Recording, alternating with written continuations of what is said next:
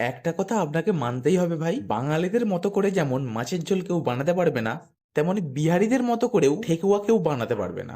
আমরাও ভাই বাঙালি আছি, এক সে বারকার এক জুগাড় আমাদের কাছে আছে, হার কিছুতেই মানবো না। তাই এই ছট পুজোতে কাদেরও মতো করে নয়, নিজেদের মতো করেই ঠেকুয়া বানানোর জন্য একটা পাত্রে 1 বাটি ময়দা, 1 বাটি আটা আর হাফ বাটি সুজি নিয়ে বেশ ভালো মতো ঘি আর সামান্য একটু নুন দিয়ে ভালো করে মাখিয়ে নিয়ে মাখাতে মাখাতে যখনই দেখবেন এরকম চেপে ধরলে একটু দলা টাইপ হয়ে যাচ্ছে, তখনই এতে মৌরির ফ্লেভার ভালো আনার জন্য থেঁতো করা শুকনো মৌরি, 1 বাটি গুড়, কিছুটা চপড কাজু বাদাম, 1 বাটি কোড়ানো নারকেল আর সামান্য একটু চিনি দিয়ে ভালো করে সব মাখিয়ে নিয়ে অল্প অল্প করে জল দিতে দিতে একটু শক্ত ডো তৈরি করে নিয়ে মোটামুটি 10 থেকে 15 মিনিটের জন্য ঢাকা দিয়ে রেখে দিতে হবে। ডোটি তৈরি করার সময় জলটা কিন্তু খুব বুঝে সুঝে দেবে, মোটেও কিন্তু ডোটা কোনো মতেই নরম করে ফেলবেন না। 10 থেকে 15 মিনিট পর ডোটি থেকে অল্প অল্প করে টুকরো কেটে নিয়ে পাতা বানাবেন না ছাতা বানাবেন, ইট বানাবেন না ঝামা বানাবেন, সে আপনারই ব্যাপার। মোটামুটি যাই বানাবেন খুব ভালো করে সেটিকে ঠেকুয়ার আকৃতি দিয়ে একদম লো টু মিডিয়াম ফ্লেমে একটু সময় ধরে পর পর ঠেকুয়াগুলিকে ভাজতে থাকুন। এতে করে ঠেকুয়াগুলির রং যেমন দেখতেও সুন্দর হবে